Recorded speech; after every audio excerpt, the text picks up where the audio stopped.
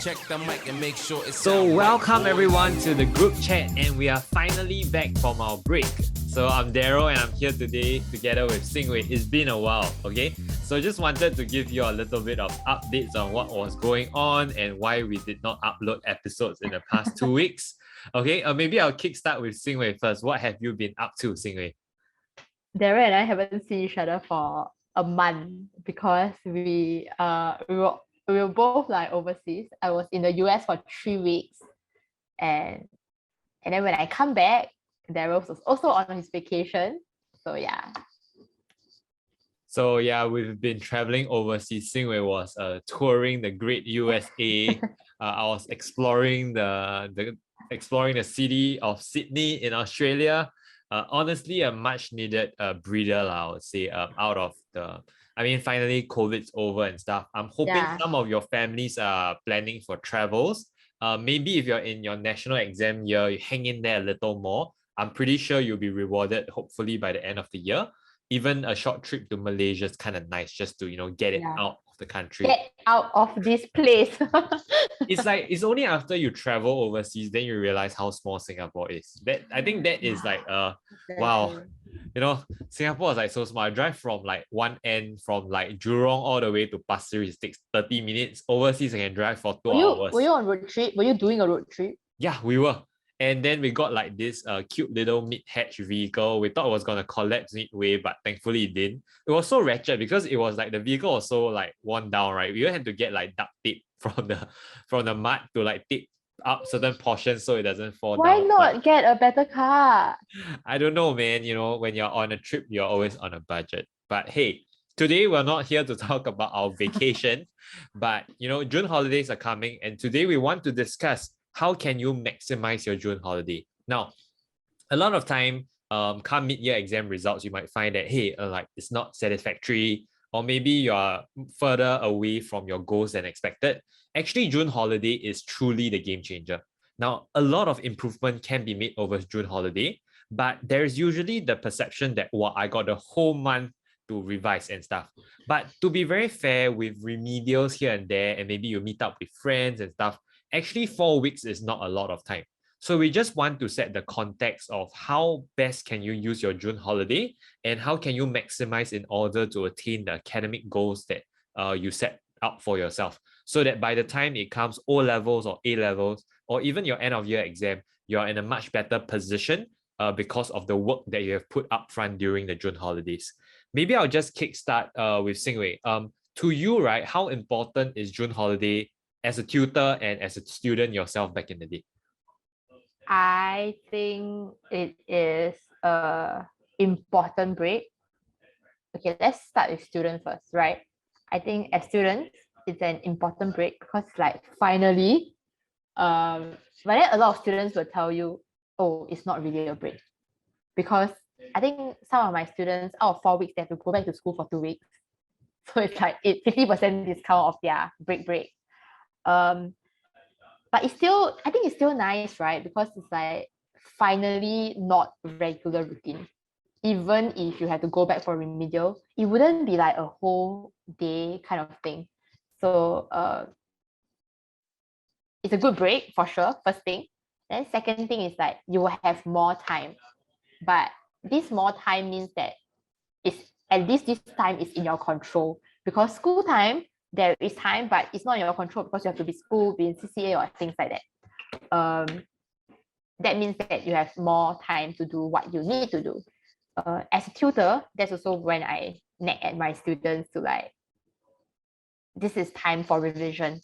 And honestly, mid-year result is coming back, right? And I have been like receiving messages from my students.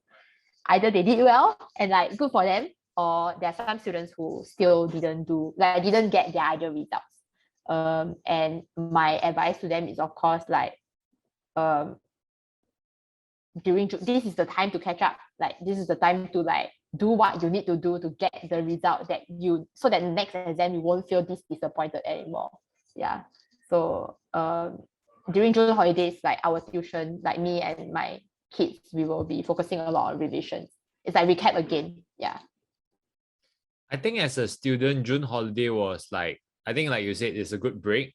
Even though I think for most of us, it was true that we had to go back for remedials, but I don't really see that as like a wow, very sian kind of thing. Because to look at it objectively, the remedials are there to help you, lah, not there to torture you. And most of the time, if you're doing well enough, your teacher might not even need you to go back for That's remedials, true. even though some are compulsory. But it's usually those for those subjects that you're weaker at that they are trying to get you to focus on it. So I think look at it in a positive light. Your teacher is using their own time during June holiday to give you that remedial just to help you out. In fact, you should be extremely thankful for them for putting in that effort. Now, for those of you who are in your national exam year, meaning you're taking your O levels or A levels this year, do not just treat your June holiday as another break, because I just want to set in a little urgency here. Because many of us don't realize it. We keep thinking that it's very far away. Go and calculate how many months you have left to your national exam. June, July, August, September, October, you'll be taking your paper already. So I give you at most 4.5 months if you want to calculate, maybe 5 months at most. And 5 months, if you break it down into weekends, on average, let's say 4 weekends a month, you only have 20 weekends left. That honestly doesn't sound like a lot. So if you want to consider like, oh, I need revision, and you calculate how many hours you need to put in, actually the game changer is June holiday. Because the next time you get a break is September holiday, and that's honestly 1 week. And you have maybe 2 weeks before, after you end school, O level, before you take your paper. So actually June holiday is the deal breaker already. If you're looking to make massive improvement, if it's not done over June, it's very difficult for you to achieve much more, because when school reopens, you have other things. You might be learning the last few chapters of your syllabus. You have a lot of brilliant papers coming your way. There's really no time to catch up on your older topics and stuff already. So June holiday is really the deal breaker for those who are looking to make that last big leap in improvement, and it is possible. Now, I think in terms of as a tutor, my focus would be that, at least for my chem and physics classes, my goal is to actually complete the syllabus in June, so that when school reopens, I will have the full month of July and August to prepare them for prelim. So my classes already know what's going to happen, lah. So that is what we are embarking on. So we're doing organic chem, we're doing electromagnetism. Those are the kind of stuff that I'm trying to get out of the way. And those are usually the more difficult topics as well. Now, I think on to what are some of the practical things that you can do during June holiday. For myself, I break it down into 3 bits, all right? And this is applicable for whether you're taking O level or A level. The first is to really spend the time to recap your older concepts. Now, there will be things that you have learned in the first half of the year. Not all of them will be crystal clear, and I'm pretty sure you still have room for improvement. So getting back your mid-year exam papers actually a very helpful check in terms of which topics you're weaker in and which are the topics you should revisit, and to spend some time to go through the content again. Maybe get some practices in, clarify your doubts. I think that would be really helpful. On top of that, I think June holiday is also the time where you spend some time to clock in some practices, meaning you actually spend time to open your TYS and start doing. If you haven't done it, please do it, especially if you're taking O's or A levels this year. And lastly, other than looking back and doing practices, looking forward, what are some topics that are coming your way? You might just want to spend a day or two to pre-read those topics, so that by the time when your school teaches them, you are in a much better position to absorb that knowledge. And these topics that are usually taught at the second half of Sec 4 usually are the last few topics, which, at least for what I recall, are usually the topics that are a little bit more difficult, subjective, I would say, but it will be really helpful if you can prepare yourself ahead of time. Having said that, I mean, I understand the different syllabus for different schools. Some schools might actually have already finished all of this.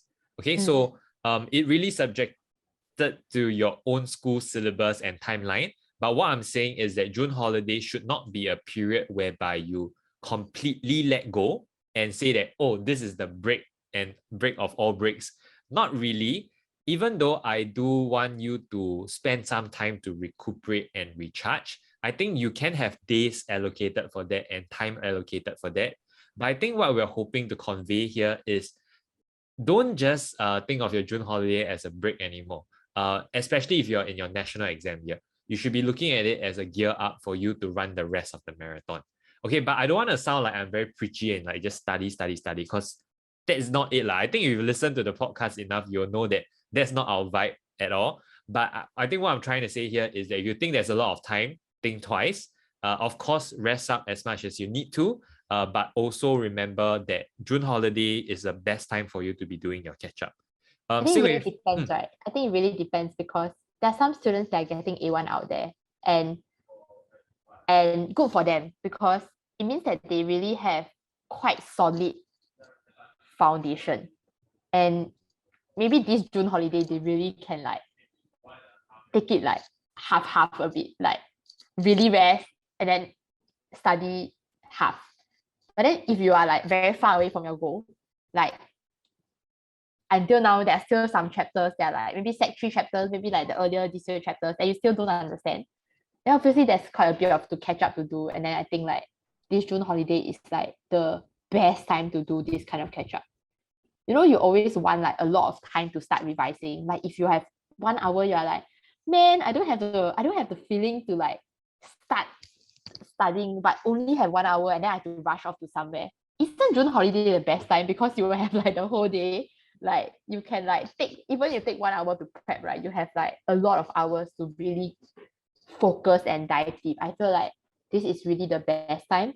And I hope listeners that are listening to this can like start having that kind of mood. It's like this kind of thing a bit depends on feels, right? They need to build up that kind of feels. This is like the grind season, this June holiday. No, I got something to add here. Okay, so just back to your point on like the students that are scoring A1s. I already have like quite a number of my students scoring A1. Some of them like freaking 6, yeah. They go from D7 to A1. I was like, what? Okay, I wasn't expecting it, but like amazing. But okay, that aside, right? Even if you get A1, right, I don't think you should completely relax. Okay, I always call this the revision or study stamina. Like if you don't build your stamina, right, it doesn't increase, right? It's very difficult to sustain. What I mean is that if your base levels, you're able to sit still and study for 2 hours at a time, maybe for 4 hours in total, that's like your base.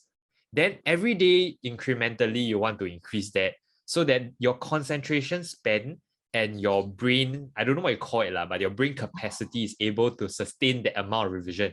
You will burn out if you try to jump from 4 straight away to 10 hours. The next day, you don't feel like doing it already. It has to be done incrementally. And for myself, for my own O level, that was something that I did in June. Like I really tried to make it a point to go back for remedials. And then at home, I really tried to allocate time and try to hit a certain amount of revision hours clocked in every day.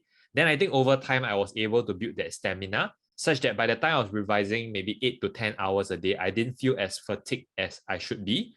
And I think that was really helpful in terms of propelling me into the final leg of the journey. In terms of taking a rest, right, I just want to give you another perspective because when we are in the race itself, we feel very tired, very fatigued. We want to take a break. And I think taking a break is good, is healthy. We have talked about why it's important. However, if you're in your national exam year, I want you to think of it slightly differently. It's more of like, I don't take, not say don't take lah, but I minimize my break now so that by the time my exams are over, I can all out take a good break. Because I know that I've put in my 100% effort and there's nothing else that I can ask more of myself. So some of my friends after their O level, they couldn't really enjoy themselves, even though like there's literally nothing to study and they can just chill and wait for their O level results. But that's because they didn't feel as good as in terms of the effort put in before the exam. So they don't feel very confident of their results. Meanwhile, for myself, I already know I did my best, right? The result might not come out to what I expect or what I'm hoping for, but at least I know I already did my best and there was absolutely nothing else I could have done. So I was able to completely let go and relax.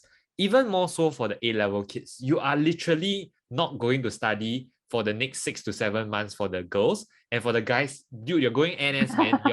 Your brain is going to be rotting for 2 years. You just like can AKA let go. So my thought process is suffer a little now so that you can enjoy a lot more next time. So that's why I say June holiday is always a deal breaker, because if you maximize your June holiday, it can make a difference.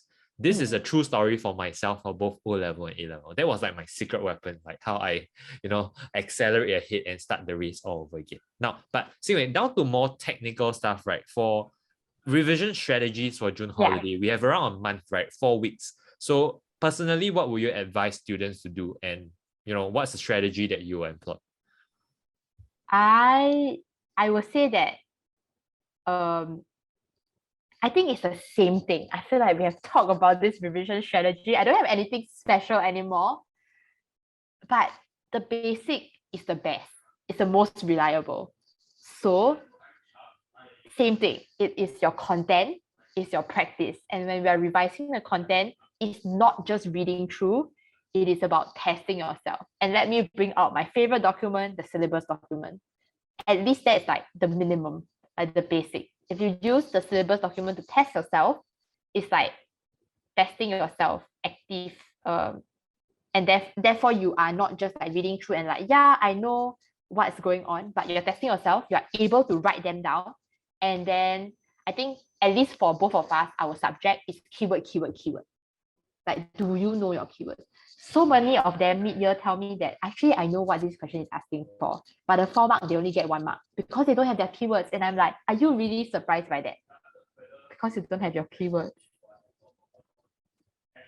Yeah, I think adding on to one of the point, right, on the active versus the passive, if you're just reading through your notes, you're just passively trying to digest information, that rarely works. Not say rarely work, it can work, but it's not as effective. So myself, I'm a very lazy person. I want to maximize results while spending minimal amount of effort. So one of the technique that I always use and I always encourage is active recall, right? You learn something, you give yourself a bit of time, you see if you're able to recall that knowledge. So you cannot always make it a one-way process when taking in information. You need to take in and see if you're able to process and take it out. Most of the time, that processing is what allows the learning to be triggered. And that's how you normally make your learning more effective. So I always say studying hard is very difficult because effort doesn't equate to results. You need to be smart about the way you learn and the way you digest information. Now, other than active recall, I think something you can consider doing strongly is your corrections. Now, instead of doing questions all over again, I want you to focus on questions that you are making mistakes with. So things that you weren't able to solve previously, go back to those questions and try doing them again. So I always say that, your whole content knowledge is as strong as your weakest link, because a lot of topics in chemistry and in bio, I feel, are interconnected. So one chapter that you're very weak at might potentially drag down the rest of it. Okay. And I think this is applicable across for many other subjects too. But I'm just speaking for my own because I know it a little bit better. Now, doing corrections really help you drill down on where your parts of unclarity is at. And learning to solve them is like, last time you scored maybe 60 out of 100. The 40 marks that you weren't able to solve, if now you're able to narrow that to just 20 marks that you're not able to solve, you're making a giant improvement from 60 marks to 80 marks. That's a jump from B4 to A1 or whatever grade in A levels is, right? Or you can jump to an A from a C to an A. That is the key difference maker.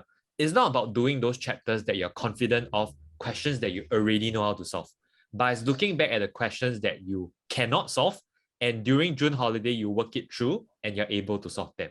And that brings me to my last point in terms of my revision strategy, which is to focus on clarifying doubts.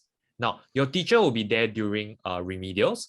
The class would be, I think, less packed than before, and your teacher will have a little bit more leeway with, because they don't have a lesson schedule and stuff. This is the best time to be asking questions.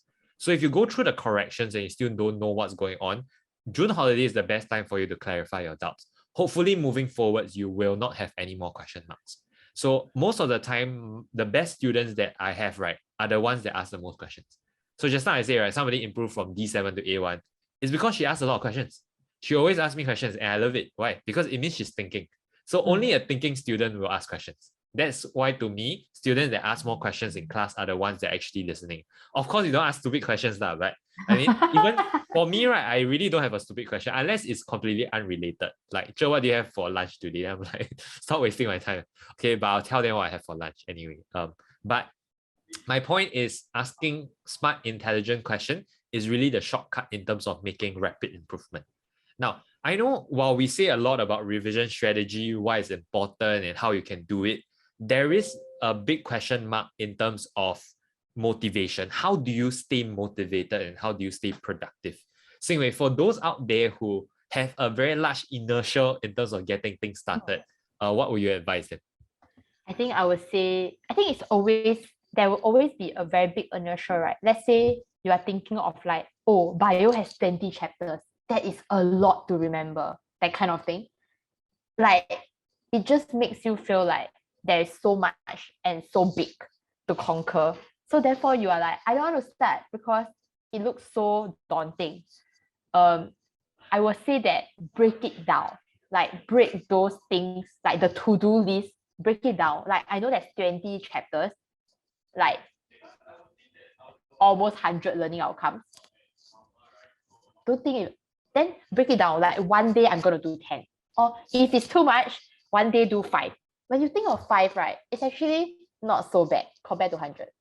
Like, break it down, break down your large goal into small achievable goals. Even if you really cannot do 100, right, at least you do 80. I think that is, at least you do 80. It's not like, it's never, I think we need to break off from like the 0 versus 100. It's either 0 or 100. No, you can do as much as you can. Even if you don't achieve 100, right, you achieve near 100, that's not so bad. Yeah, at least there is progress. So breaking down big goals into small goals, I think that can help the inertia. At least that's for me also, because we also have inertia. Yeah, it's never a binary. It's not like I must revise or I must I slack. It's never a yes, no kind of thing. It's always like a progression kind of thing. I think one way, very real kind of thing you can do, for me, what I will encourage you to do is to take out post-its. You write down exactly what you hope to accomplish for June holiday. You paste it on your wall. You finish a chapter revision and take one off the wall. Because that gives you a very real sense of progression.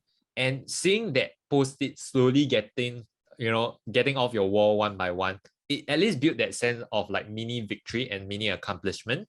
And you can eventually hope to clear out everything and knowing that you have accomplished your goal. Sometimes goals have to be visual, right? So this is something that you need to learn how the human brain works. So you feel rewarded if you see progress, but progress needs to be visible as well. So if you just even if you have a simple checklist, for example, then you tick it off. Sometimes that gives you a very good gauge of the fact that you're making progress. Steady incremental progress is what will continue the momentum forward. So that is one way you can look to stay productive. Another way I think I strongly encourage is to be accountable. Find a friend, find a study buddy, or find a clique, even better. So during my own June holiday, I make it a point that I'll never pangsay my friend, right? Like, it's like, bro, you go, I go. So we really go. Okay. Then we both went for remedials, we chong together, we studied together. We help each other accountable. And I think that was one way to ensure that we are able to sustain that self-discipline that we otherwise wouldn't have. So I think if you're in that position, you can find a friend that, have a common goal with you, and you guys can work it out together. Find a study spot, set a time to start, set a time to have a break, set a time to stop. And I think that would really be a very important discipline factor that you're able to instill in yourself. If you're not able to do it, find somebody else to keep you accountable. Okay, I think this one, right, has been a really like a very very focused on June holiday kind of thing. So I just wanted to just plug it in that if you guys are looking to get real guidance and real help, okay, Overmark, we always have our flagship crash courses during June holidays. So over the period of June holidays, each subject would have 3 different modules, and we'll be covering everything within your syllabus. You can sign up for it on our website, and you will also get a free set of curated notes. So the goal here, I mean, both me and Xin will be conducting for our respective subjects. I'll be doing chem and physics. Xin will be doing bio. We are really looking to break down each topic. Each topic down to the granular level of what exactly you need to know, what kind of questions will come out, what are the common mistakes to expect. And then we'll really go through every chapter in terms of what to look out for, what are the keywords, what are answering techniques, so that, we make those sessions as productive as possible. Honestly, 3 sessions of 3 hours is not enough for us, but we're just hoping to squeeze and jam pack everything in. Last year, students that attended, they just died. Basically, they just passed away after the session. But then, man, their feedback was really good. It's just that they wish the session was longer. So this year, we try to extend it a bit more without overstretching it. So we're keeping it as condensed and as packed as possible. If you're listening to this episode, right, most likely my chem and physics slots are still out. Xin Wei one is almost out, but I think there's still slots enough. Yeah. If you sign up this week or early next week, I think there will still be slots, but can't guarantee beyond that. Okay. And there's other subjects as well, like not Yes. just like sciences. There is like math, English, other E-math, A-math, subjects. English. We also even have for POA itself. All of them are really good tutors. Feedback last year was great. So if you're considering, a way to discipline yourself, or you really want to get the like straight to the point, clear cut, exam focus kind of revision, I think give it a consideration. Of course, There's not also everybody. A-level. There's also Yeah. A-level crash courses. So for the A-level students listening, there's also Yeah. A-level course. So, I mean, give it a consideration. If it's not for you, no worries, okay? But I mean, if it's something, do give it a consideration as well. Now, I think one last thing before we head off today, maybe Xin Wei, can you just drop a rough timeline of how things will be like from June up to the national exams for A-level or O-level kids? I Best of think your knowledge. the most like ideal scenario is that, of course, I hope that like content right now is clear, because I hope that like before mid-year is clear. But let's say it's not yet. Take this June holiday to like clarify all content stuff, right? So like all the content stuff, there shouldn't be any like misconception, at least. Yeah, you should know what are the things that you need to know, the keywords. Yeah, it may not be like down to the detail. I remember word for word. That's fine. But at least you know the rough idea. You know what are the keywords in general. You know what to expect. And then usually July, some school will still at least teach one last topic for bio, which is but it's a very big topic lah. And for the past 2 years, it was the CLT that was removed. So I also haven't thought about them for like 2 years already. So it's like this year I need to start teaching them again.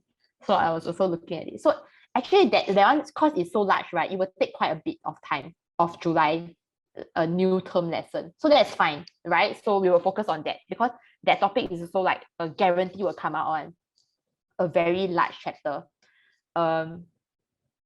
So revision in June, July new topic, and then late July, August, it will be like revision, attempting a lot of questions, a lot of papers, assuming that you have all your content ready, right? If you don't have your content ready, then that phase is very not certain, and it may not be very effective. And then September will come your prelims. And honestly, I feel like prelims is the time where if you don't do well, it will really take a toll on your like confidence, and it will really take a toll on your confidence, like, because it's much nearer to the actual exam. It's like 1+ months away. And if you don't do well during prelims, like it'll be very stressful, like a lot of a lot of things to cram in that one month plus before the official exam starts. Yeah, and then after prelim, it will just be revision. Supposed to like it's a slow marathon that we need to keep on, like keep the pace. Yeah. I think Xin Wei shared more or less how the factual timeline will be like. I think I'd like to address it from more of an emotional and energy level standpoint. I think June holiday is where you pack your bags, you get ready for the trip, right? So when July starts, you're off for your journey, right? You are learning your last chapter, you're heading into your first major battle in prelim. So I would like to think of like the July and August period as preparation for your first battle. So going through your prelim is pretty much going through your trial exam. Take it as if it's an actual O-level, gauge yourself. And I do take the results for prelims very seriously, because across the years it's very obvious, based on how you do for your prelim, at most you improve 1 to 2 grade. There are exceptions, of course, but I'm saying across the board, right, as a sweeping statement, most people either do same grade or 1 to 2 grades better. Now, what is the difference in that 1 to 2 grade? It largely depends on the difficulty of your school paper. Sometimes your school set very difficult papers, O-level is easier, you see that jump. Some come organically from the fact of extra preparation from September to October, all right? But other than that, there isn't that much of a shift between prelim to O-level or A-level. I'll be very frank. So that's that. So I always try to get my kids by prelim to at least hit a B3, so that they still stand a chance to get an A1 by the time they hit O-level itself. Now, then right after prelim, you should have a very good gauge of where you stand. Even at that point in time, you try to last minute put in a lot of effort, right? It's not going to work already. At that point in time, like what Xin Wei said, is the marathon already. You can't sprint anymore. It's too late. You sprint, you'll burn out. So in fact, at that point in time, I don't encourage my students to sprint anymore. It's about maintaining that pace. And also about maintaining that confidence, or to build that confidence. You do not want to go into your exam hall feeling you're underprepared. So during the period from after your prelim till you take your first O-level paper, it's about building that confidence, consolidating what you have learned, and heading into your O-level with a prepared mindset. There will be unexpected things thrown in your way, but I think what's important here is for you to just do your best and have a very positive mindset about it. Meaning after each paper you do already, you just like, okay, I'm done, move on to the next. Don't think too much about what has happened and just finish off strong. I think that is the emotional journey. So packing your bags in June holiday is crucial, because if you don't bring some concepts with you, some content that you're supposed to know with you, on your journey, you're going to struggle. It's like, I'm going to climb this mountain. You realize you don't have the rope because you haven't prepared for it during June. So I think June holiday, especially for those taking your national exams, don't take it lightly. Actually, I forgot to add, even if you're taking A-levels, we do have A-level crash courses too. So go and check them out. Furthermore, the A-level crash courses are deliberately kept to become a smaller group. So you can actually ask a lot of questions during the crash course itself. Okay. But I think other than that, we really wish you all the best and hoping that you can make the best out of your June holiday. That being said, please don't burn yourself out. Do so incrementally.